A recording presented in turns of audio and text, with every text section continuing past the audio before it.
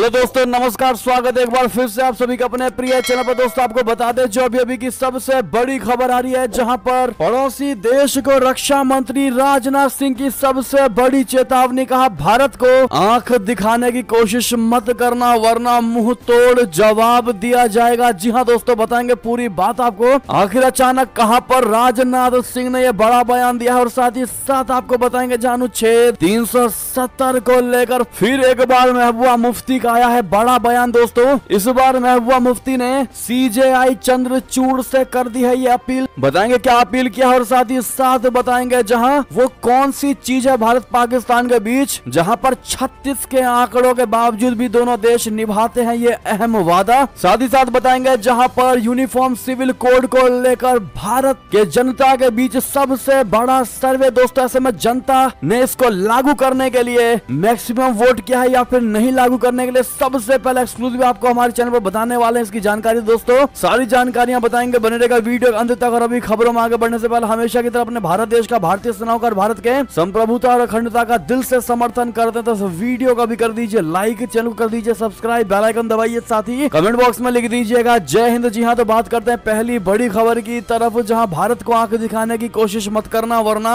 मुंह तोड़ जवाब दिया जाएगा। जी हाँ, पड़ोसी देश को रक्षा मंत्री राजनाथ सिंह ने दे दी कड़ी चेतावनी। बता दें रक्षा मंत्री राजनाथ सिंह जी ने शनिवार को भारत के पड़ोसी देश को चेतावनी दी है कि यदि किसी ने देश को नुकसान पहुंचाने की, यानी भारत को नुकसान पहुंचाने की कोशिश की तो करारा जवाब दिया जाएगा। छत्तीसगढ़ के नक्सल प्रभावित कांकेर जिले में एक सभा को संबोधित करते हुए राजनाथ सिंह ने दावा किया है कि यदि छत्तीसगढ़ की कांग्रेस सरकार ने पूरा सहयोग किया होता तो देश से नक्सली समस्या समाप्त हो चुकी होती। रक्षा मंत्री ने यह भी आरोप लगाया कि राज्य में विशेषकर बस्तर क्षेत्र में जबरन धर्म परिवर्तन बढ़ रहा है। उन्होंने कहा कि कांग्रेस सरकार को इस पर रोक लगानी चाहिए। राजनाथ सिंह कांकेर जिला मुख्यालय में स्थित नरहरदेव हाई स्कूल मैदान में मोदी सरकार की 9 साल की उपलब्धियों पर प्रकाश डालने के लिए आयोजित जनसभा को संबोधित कर रहे थे। उरी और पुलवामा में आतंकवादी हमलों के बाद भारत की प्रतिक्रिया का जिक्र करते हुए सिंह ने कहा कि प्रधानमंत्री नरेंद्र मोदी के नेतृत्व में भारत एक शक्तिशाली देश के रूप में उभरा है और ये अब कमजोर देश नहीं रहा। जी हाँ, उन्होंने कहा कि पाकिस्तान से कुछ आतंकवादियों ने भारत में घुसपैठ की और हमारे जवानों पर हमला किया, जिनमें कई शहीद हो गए। मैं तब गृह मंत्री था। हमारे प्रधानमंत्री ने दिल्ली में एक बैठक की और 10 मिनट के भीतर निर्णय लिया। हमारी सेना के जवानों ने पाकिस्तान की धरती पर आतंकवादियों को सफलतापूर्वक मार गिराया। रक्षा मंत्री ने कहा कि मैं अपने पड़ोसी को यह बता देना चाहता हूँ कि भारत के साथ छेड़छाड़ मत करना, भारत को आंख दिखाने की कोशिश मत करना। हम केवल इस पार से ही नहीं मारते,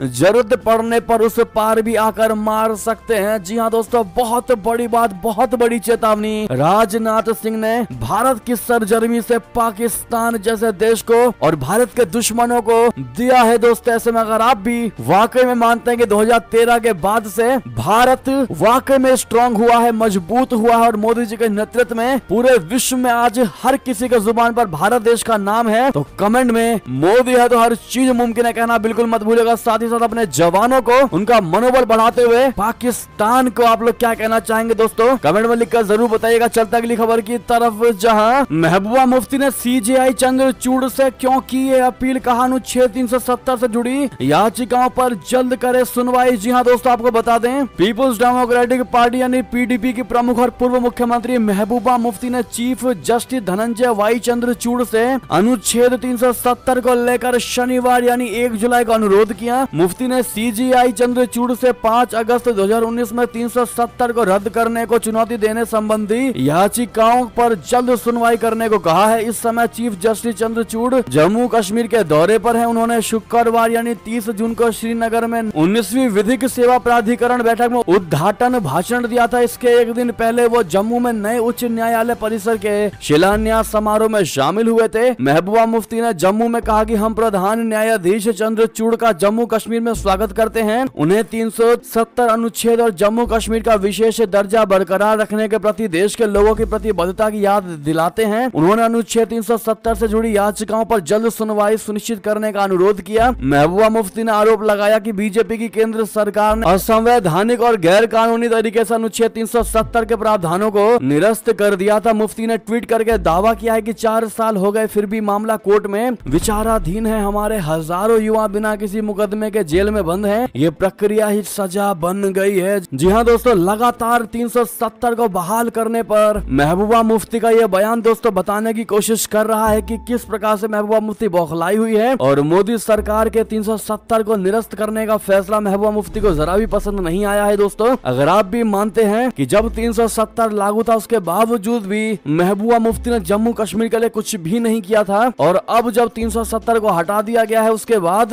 वो जम्मू कश्मीर की जनता की हिमायती बनने की कोशिश कर रही है, जो कि एक छलावा के अलावा और कुछ नहीं है। दोस्तों, तो कमेंट में अपनी राय अवश्य दीजिएगा और महबूबा मुफ्ती को आप लोग क्या सजेशन देना चाहेंगे। अगर उनको जम्मू कश्मीर से दिक्कत है तो उनको कहां चले जाना चाहिए दोस्तों, कमेंट में लिखकर बताइएगा। जरूर चलते हैं अगली खबर की तरफ, जहां भारत पाकिस्तान का ऐसा भी है रिश्ता 36 के आंकड़े के बावजूद दोनों देश निभाते हैं। ये अहम वादा आपको बता दें, विदेश मंत्रालय ने एक प्रेस विज्ञप्ति जारी किया है। कहा है कि भारत और पाकिस्तान ने शनिवार को नई दिल्ली और इस्लामाबाद में एक साथ राजनयिक चैनलों के माध्यम से अपने अपने देश में हिरासत में रहे नागरिक कैदियों और मछुआरों की सूची का आदान प्रदान किया है। कॉन्सुलर एक्सेस पर 2008 के समझौते के प्रावधानों के तहत दोनों देश ऐसी सूचियों का आदान प्रदान हर साल 1 जनवरी और 1 जुलाई को करते हैं। भारत ने अपनी हिरासत में 343 नागरिक कैदियों और 74 मछुआरों की सूची साझा की है और जो पाकिस्तानी है या पाकिस्तानी माने जाते हैं। इसी तरह पाकिस्तान ने अपनी हिरासत में 42 नागरिक कैदी और 266 मछुआरों की सूची साझा किया है जो भारतीय है या फिर भारतीय माने जाते हैं। विज्ञप्ति में कहा गया है कि भारत सरकार ने पाकिस्तान की हिरासत से नागरिक कैदियों, लापता भारतीय रक्षा कर्मियों और मछुआरों को उनकी नौकाओं सहित शीघ्र रिहाई और स्वदेश वापसी का आह्वान किया है। बता दें कि भारत एक दूसरे के देश में कैदी और मछुआरों से संबंधित मामलों सहित सभी मानवीय मामलों को प्राथमिकता के आधार पर संबोधित करने के लिए प्रतिबद्ध है। इस संदर्भ में भारत ने पाकिस्तान से मछुआरों सहित 62 पाकिस्तानी कैदियों की राष्ट्रीयता स्थिति की पुष्टि करने के लिए अपने स्तर पर आवश्यक कार्रवाई में तेजी लाने का भी आग्रह किया है, जिनकी स्वदेश वापसी पाकिस्तान से राष्ट्रीयता की पुष्टि के अभाव में लंबित है। साथ ही साथ दोस्तों अगली खबर आपको बता दें, जहां सुलग रहा है फ्रांस, 1300 से ज्यादा अरेस्ट, राष्ट्रपति इमैनुअल मैक्रोन का विदेशी दौरा हुआ रद्द। जी हां दोस्तों, फ्रांस में हिंसा थमने का नाम नहीं ले रही। अब उपद्रवियों पर सरकार एक्शन मोड में दिखाई दे रही है। दंगों के मद्देनजर अभी तक 1311 लोगों को गिरफ्तार किया जा चुका है। हालांकि इसके बावजूद लगातार चौथी रात शहरों में दंगे और लूटपाट की घटनाएं सामने आई हैं। पेरिस में ट्रैफिक नियम तोड़ने पर एक पुलिसकर्मी ने 17 साल के एक अश्वेत नाबालिग नायल एम को गोली मार दी थी, जिससे उसकी मौत हो गई थी। यही से बवाल ज्वाला धधकने लगी। हालांकि पुलिस ने दलील दी कि नायल ने ट्रैफिक नियमों का उल्लंघन किया था। वहीं मीडिया रिपोर्ट्स में कहा गया है कि उसके पास लाइसेंस नहीं था। देश में फैली हिंसा के बाद फ्रांस के राष्ट्रपति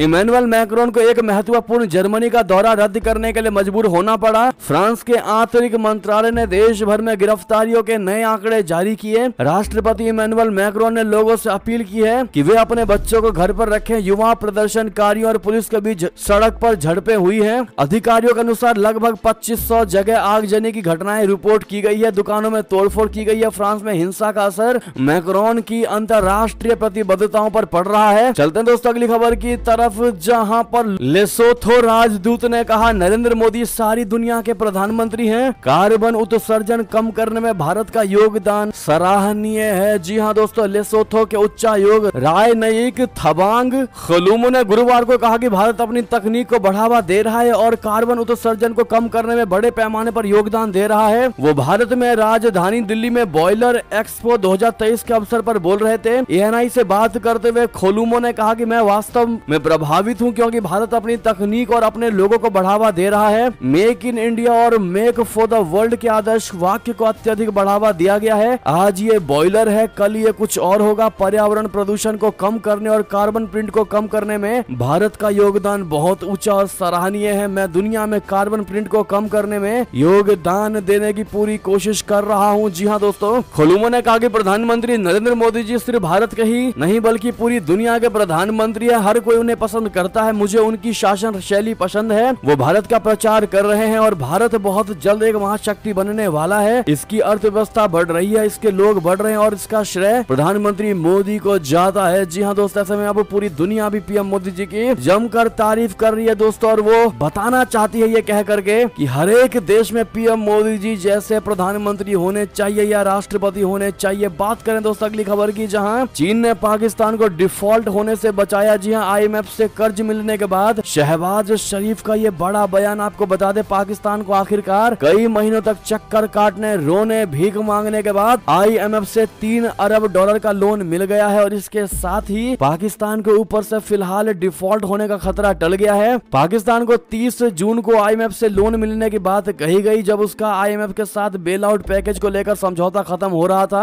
IMF से 3 अरब डॉलर का कर्ज मिलने के बाद पाकिस्तान के प्रधानमंत्री शहबाज शरीफ ने इस प्रक्रिया में नकदी संकट से जूझ रहे देश की मदद करने के लिए चाइना को धन्यवाद दिया। शहबाज शरीफ ने कहा है कि इस अवधि के दौरान चाइना ने पाकिस्तान को डिफॉल्ट होने से बचाया है। दोस्तों आपकी जानकारी के लिए आपको बता दें कि IMF के साथ हुआ यह समझौता पाकिस्तान के लिए बहुत बड़ी राहत तो है, लेकिन ये राहत कुछ ही महीनों के लिए है। फिलहाल के लिए पाकिस्तान के विदेशी मुद्रा भंडार में डॉलर्स तो आ चुके हैं। कल जारी बयान में IMF ने कहा है कि पाकिस्तान की अर्थव्यवस्था को 2022 में विनाशकारी बाढ़ और यूक्रेन युद्ध जैसे कई झटकों का सामना करना पड़ा है, जिसने लाखों पाकिस्तानियों के जीवन को प्रभावित किया है और पाकिस्तान में महंगाई काफी बढ़ गई है। इसके अलावा पाकिस्तान सरकार के कुछ नीतिगत कदमों ने भी विदेशी मुद्रा भंडार को नुकसान पहुंचाया है। लेकिन एक चीज तो तय है दोस्तों कि जिस देश के पास में विजन ही नहीं है उसको आप कितने डॉलर भी क्यों ना दे दो, वो उसको डुबा ही देगा। मानते कि नहीं आप लोग दोस्तों? कमेंट में लिखकर जरूर बताइएगा और आज जितना ज्यादा उसके इस वीडियो को अपने भाई बंधुओं में शेयर कर दीजिएगा। व्हाट्सएप, फेसबुक के माध्यम से चलते अगली खबर की तरफ, जहां अमेरिका से ड्रोन डील पर घोटाले के आरोप, जनता का किस पर भरोसा, सरकार या कांग्रेस? आंकड़े चौंका देंगे। जी हां दोस्तों, बता दें प्रधानमंत्री नरेंद्र मोदी की हाल ही में अमेरिकी राजकीय यात्रा के दौरान भारत अमेरिका ड्रोन सौदे की घोषणा की गई। भारत अमेरिकी कंपनी जनरल एटॉमिक्स से 31 MQ-9B रीपर ड्रोन खरीद रहा है। कांग्रेस ने इस सौदे पर पूरी पारदर्शिता की मांग की और आरोप लगाया है कि अमेरिका से यह ड्रोन ज्यादा कीमत पर खरीदी जा रही है। तो वहीं गुरुवार यानी 29 जून को सरकार के एक वरिष्ठ अधिकारी के हवाले से न्यूज एजेंसी PTI ने एक रिपोर्ट प्रकाशित की है जिसमें दावा किया गया है कि भारत के लिए MQ-9B ड्रोन की अमेरिकी की ओर से प्रस्तावित अनुमानित लागत इसकी खरीद करने वाले अन्य देशों के मुकाबले 27% तक कम है। उन्होंने ये भी कहा कि कीमत निर्धारण के मुद्दे पर बातचीत शुरू होना बाकी है। रिपोर्ट में सौदे की सांकेतिक लागत 307.2 करोड़ अमेरिकी डॉलर बताई गई है। अमेरिका से ड्रोन डील पर घोटाले के आरोपों को लेकर आखिर जनता किस पर भरोसा कर रही है, कांग्रेस पर या सरकार पर? ऑल इंडिया सर्वे में ये जानने की कोशिश की गई। ABP न्यूज के लिए सी वोटर ने यह सर्वे किया है जिसमें चौंकाने वाले आंकड़े सामने आए हैं, जिसको आप स्क्रीन पर देख पा रहे होंगे दोस्तों। कांग्रेस के पक्ष में 30% लोग हैं, सरकार के पक्ष में 64% लोग हैं और जिनको कुछ नहीं पता वो 6% लोग। ऐसे में दोस्तों पूरे भारत की जनता मोदी सरकार के समर्थन में खड़ी होती दिखाई दे रही है इस मुद्दे पर, क्योंकि लोगों से यह सवाल पूछा गया था कि ड्रोन डील को लेकर कांग्रेस ने घोटाले का आरोप लगाया है, आपको किस पर भरोसा है, कांग्रेस पर या सरकार पर? जिसके जवाब में ये सर्वे निकाला गया दोस्तों। बहरहाल अगर आपसे हम ये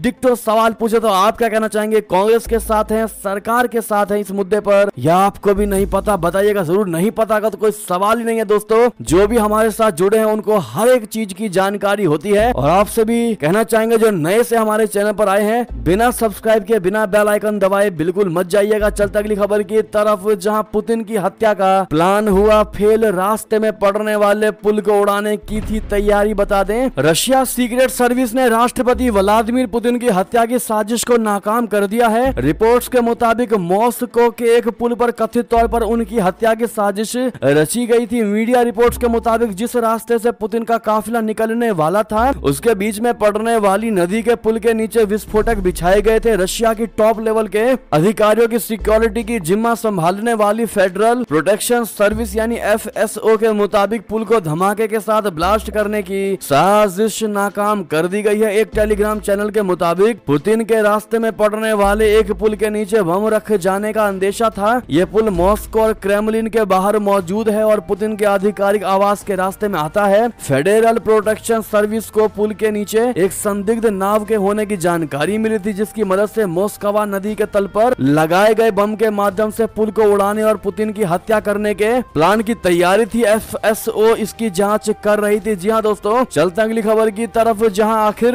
कहां है पुतिन से पंगा लेने वाला वैगनर बॉस प्रिगोजिन? अमेरिकी CIA तक को लोकेशन का कोई पता नहीं चल पा रहा। जी हाँ दोस्तों, रूसी राष्ट्रपति व्लादिमीर पुतिन को चुनौती देने वाले वैगनर समूह के सरगना येवगेनी प्रिगोजिन का कोई पता नहीं चल रहा है। अमेरिकी खुफिया एजेंसी CIA ने बताया है कि उसे वैगनर के बॉस प्रिगोजिन के ठिकाने के बारे में कोई जानकारी नहीं है। प्रिगोजिन को पिछले हफ्ते रशिया में विद्रोह का नेतृत्व करते देखा गया था, जिसके बाद से ही उसे सार्वजनिक रूप से देखा नहीं गया है। चलते अगली खबर की तरफ, जहां विदेश मंत्री जयशंकर जी को दिया था शांत रहने का सुझाव, उल्टा पड़ा दांव तो दे दी सफाई। जयशंकर को बताया दोस्त। बता दे कांग्रेसी नेता शशि थरूर विदेश मंत्री जयशंकर जी को शांत रहने की टिप्पणी देकर फंस गए हैं। शनिवार को उन्होंने इस पर सफाई दी। उन्होंने कहा कि लंदन में खालिस्तानियों द्वारा भारतीय ध्वज को उतारने के बाद विदेश मंत्री जयशंकर जी ने जो भी प्रतिक्रिया दी थी उसे लेकर मेरा उनसे कोई मतभेद नहीं है। इतना ही नहीं, थरूर ने जयशंकर जी को अपना मित्र और योग्य विदेश मंत्री भी बता डाला। दरअसल विदेश मंत्री इस साल 2 अप्रैल को बेंगलुरु में आयोजित एक कार्यक्रम में शामिल हुए थे। यहाँ उन्होंने दूसरे देशों के आंतरिक मामलों में टिप्पणी करने की पश्चिम की आदत की आलोचना की थी। जयशंकर जी ने एक सवाल के जवाब में कहा था कि मैं आपको सच्चा जवाब दूंगा, हम पश्चिम को भारत पर टिप्पणी क्यों करते देखते हैं। इसके 2 कारण है। ऐसा इसलिए क्योंकि पश्चिम को दूसरे पर टिप्पणी करने की बुरी आदत है। वे सोचते हैं कि ये उन्हें भगवान का दिया किसी तरह का अधिकार है। उन्हें अनुभव से ही सीखना होगा कि अगर वे ऐसा करते रहेंगे तो दूसरे लोग भी कमेंट करने लगेंगे और ऐसा होने पर उन्हें अच्छा नहीं लगेगा। और मैं देख रहा हूँ कि ऐसा ही हो रहा है। पश्चिमी देशों पर जयशंकर जी की टिप्पणी पर कांग्रेसी सांसद शशि थरूर ने उन्हें थोड़ा शांत रहने की सलाह दी थी। थरूर ने कहा था कि हर टिप्पणी पर प्रतिक्रिया देना ठीक नहीं है। थरूर ने शुक्रवार को अपनी सलाह पर सफाई पेशकश किया है। उन्होंने कहा कि मेरे बयानों को गलत समझा गया। उन्होंने ट्वीट किया कि मुझे मेरे कुछ दोस्तों ने आमतौर पर होने वाले ट्रोलिंग से जुड़े संदेश भेजे हैं, जिनमें कहा जा रहा है कि मैंने विदेश मंत्री को उनकी खालिस्तानियों पर दी गई टिप्पणी को लेकर शांत रहने को कहा था, जबकि ऐसा कुछ भी नहीं है। उन्होंने कहा कि हम बिना किसी उकसावे के किसी की आंख में धूल नहीं झोंकते हैं। विदेशों की आंखों में धूल झोंकना हमारी शैली नहीं है। उन्होंने कहा कि झंडा फहराने की घटना एक उकसावे की घटना थी और भारत की प्रतिक्रिया उचित थी। इस पर विदेश मंत्री से मेरा कोई मतभेद नहीं है। मैं उन्हें एक मित्र और एक कुशल एवं योग्य विदेश मंत्री मानता हूँ। बहरहाल दोस्तों, अगर आप भी मानते हैं कि शशि थरूर को बेशक बाद में पता चला होगा कि विदेश मंत्री जी बेहतर विदेश मंत्री हैं, लेकिन भारतीय एक नागरिक को पहले से ही पता है कि ये सबसे नंबर 1 और सबसे बेहतरीन विदेश मंत्री थे, हैं और रहेंगे। तो अपनी राय आप लोग जरूर दीजिएगा दोस्तों। और विदेश मंत्री जी को लेकर आपकी क्या राय होने वाली है, जयशंकर जी को लेकर कमेंट में लिखकर अवश्य बताइएगा। चलते हैं अगली बड़ी खबर की तरफ, जहां यूनिफॉर्म सिविल कोड पर विपक्ष का विरोध सही है या गलत, सर्वे के आंकड़ों ने दे दी गवाही। जी हां दोस्तों, देश भर में यूनिफॉर्म सिविल कोड को लेकर चर्चा तेज हो चुकी है। पीएम मोदी जी ने 27 जून को भोपाल में एक कार्यक्रम के दौरान यूसीसी यानी कि यूनिफॉर्म सिविल कोड सामान्य नागरिक संहिता की वकालत करते हुए विपक्षी दलों पर निशाना साधा था। उन्होंने कहा था कि विपक्षी दल इस मुद्दे पर मुस्लिमों को भड़काने का काम कर रहे हैं। पीएम मोदी जी के बयान से पहले लॉ कमीशन ने यूसीसी पर आम लोगों, धार्मिक संगठनों के सुझाव मांगे थे। कई विपक्षी दल यूनिफॉर्म सिविल कोड का विरोध कर रहे हैं। ऐसे सियासी माहौल के बीच देश की जनता की राय जानने के लिए एबीपी न्यूज के लिए सी वोटर ने ऑल इंडिया सर्वे किया। इस सर्वे में सवाल किया गया लोगों से कि यूसीसी का विपक्ष का विरोध सही है या गलत। इस सवाल के बेहद हैरान करने वाले जवाब मिले हैं। सर्वे में शामिल 36% लोगों ने यूसीसी पर विपक्ष के विरोध को सही ठहराया है, तो वहीं दोस्तों 53% यानी 53% लोगों ने इसको गलत करार दिया। लोगों ने कहा कि विपक्ष इस पर गलत तरीके से व्यवहार कर रहा है, तो वहीं 11% लोगों ने कहा हमें नहीं पता। दोस्तों आपको बता दें कि आप लोग भी कमेंट में यूनिफॉर्म सिविल कोड को लेकर कमेंट करते रहते हैं कि ये पूरे देश में लागू कर देना चाहिए। ऐसे में दोस्तों आज कमेंट सेक्शन में 500 से ज्यादा कमेंट करके दिखा दीजिए कि यूसीसी पूरे भारत देश में लागू होना चाहिए या नहीं। देखते हैं भारत की जनता भर भर के कमेंट करती है नहीं। चलते अगली खबर की तरफ, जहां इसी से जुड़ी खबर है, जहां यूसीसी को लेकर बीजेपी का मुस्लिम नेता ने विपक्ष को दे दी सलाह, कहा अभी नहीं तो कभी नहीं। जी हाँ, इस बीच शनिवार 1 जुलाई को बीजेपी नेता और पूर्व केंद्रीय मंत्री मुख्तार अब्बास नकवी ने कहा कि यूसीसी को लागू करने का ये बिल्कुल ठीक समय है। नकवी ने कांग्रेस समेत अन्य विपक्षी दलों पर निशाना साधते हुए कहा है कि वे अपनी अंतरात्मा की आवाजें सुने और सांप्रदायिक राजनीति से दूर रहें। उन्होंने दिल्ली में कहा कि इस समावेशी सुधार को लागू करने का ये सही समय है। इस कानून के लिहाज से ये अभी या कभी नहीं की स्थिति है। जी हाँ दोस्तों, नकवी ने कहा कि यूसीसी सभी के लिए समानता और न्याय सुनिश्चित करेगा। यूसीसी का आशय एक साझा कानून से है जो देश के सभी नागरिकों पर लागू होता है। जी हाँ दोस्तों, अगली खबर की बात करें, जहां पर भीम आर्मी चीफ चंद्रशेखर पर गोली चलाने वाले 4 लोग गिरफ्तार। 15 दिन पहले ही जेल से छूटा था उसमें से एक आरोपी। बता दें, भीम आर्मी नेता चंद्रशेखर पर हमला करने वाले 4 हमलावरों को पुलिस ने गिरफ्तार कर लिया है। हमला हमलावरों को पुलिस ने अंबाला से गिरफ्तार किया। बताया गया है कि चंद्रशेखर पर हमला करने वाले अंबाला कोर्ट में सरेंडर करने की तैयारी में थे। पकड़े गए हमलावरों में 3 देवबंद के ग्राम रणखंडी के रहने वाले बताए जा रहे हैं। कहा यह जा रहा है कि इनमें एक युवक वो है जिसने एक जेलर पर भी हमला किया था। वो 15 दिन पहले ही जेल से छूटा है। सूत्रों के मुताबिक आजाद समाज पार्टी के प्रमुख चंद्रशेखर आजाद पर यूपी के देवबंद में जानलेवा हमला मामले में एसटीएफ और उत्तर प्रदेश पुलिस ने 4 लोगों को अंबाला के शहजादपुर के अग्रवाल ढाबा से गिरफ्तार किया। चलते हैं दोस्तों अगली खबर की तरफ, जहां यूपी में इस साल भी निकलेगी भव्य कांवड़ यात्रा। सीएम योगी आदित्यनाथ ने जारी किया दिशा निर्देश। बता दें सावन का महीना शुरू होने वाला है। इस दौरान पूरे देश में कांवड़ यात्री जल लेकर भगवान शिव को अर्पित करने के लिए एक स्थान से दूसरे स्थान पर जाएंगे। इस बीच उत्तर प्रदेश के मुख्यमंत्री योगी आदित्यनाथ के निर्देशों के आधार पर प्रमुख सचिव गृह और पुलिस महानिदेशक ने समीक्षा बैठक की। इस समीक्षा बैठक में कांवड़ यात्रा के सकुशल आयोजन के संबंध में प्रयागराज, कानपुर, झांसी और चित्रकूट मंडल के अधिकारियों को दिशा निर्देश दिए गए हैं। दोस्तों ऐसे में हर हर महादेव कमेंट में जरूर कहिएगा आप लोग। चलते अगली खबर की तरफ, जहां कल से ही अमरनाथ यात्रा शुरू हो चुकी है। पवित्र गुफा में आरती भी हुई। जी हां, 1 जुलाई सुबह जैसे ही तीर्थ यात्रियों के पहले जत्थे ने जम्मू कश्मीर में अमरनाथ गुफा मंदिरों की ओर अपनी यात्रा शुरू की। मंदिर में आरती की गई। अमरनाथ जी श्राइन बोर्ड के अधिकारियों ने वीडियो पोस्ट किया। कल सुबह जम्मू कश्मीर में श्री अमरनाथ गुफा तीर्थ स्थल पर आरती की गई। तीर्थ यात्रियों के पहले जत्थे ने गुफा मंदिर की ओर अपनी यात्रा शुरू कर दी। साथ ही साथ दोस्तों अंतिम खबर आपको बता दें, जहां संसद का मॉनसून सत्र 20 जुलाई से शुरू होगा। पुरानी बिल्डिंग में होगा शुरू, नई बिल्डिंग में होगा खत्म। जी हां दोस्तों, संसद का मॉनसून सत्र 20 जुलाई से शुरू होगा और 11 अगस्त तक चलेगा। संसदीय कार्य मंत्री प्रहलाद जोशी ने ट्वीट करके इसकी जानकारी दी है। संसद के सूत्रों के हवाले से पहले बताया गया था कि संसद पुरानी इमारत से काम काज करना शुरू कर सकती है और फिर बाद में नई इमारत में चली जाएगी। बहरहाल दोस्तों ये थे कि सारी बड़ी खबरें। आपको हमारी खबर कैसी लगी? आशा करता हूँ बहुत अच्छी लगी होगी। थोड़ी भी अच्छी लगी तो इस वीडियो का भी अपने भाई बंधुओं में व्हाट्सएप, फेसबुक, ट्विटर के जरिए पूरे भारत में शेयर करना बिल्कुल मत भूलिएगा। और अभी कर दीजिए इस वीडियो को लाइक, चैनल को कर दीजिए सब्सक्राइब, बेल आइकन दबाइए, साथ ही कमेंट बॉक्स में लिख दीजिएगा जय हिंद, जय भारत। और यहाँ तक बने रहने के लिए आप सभी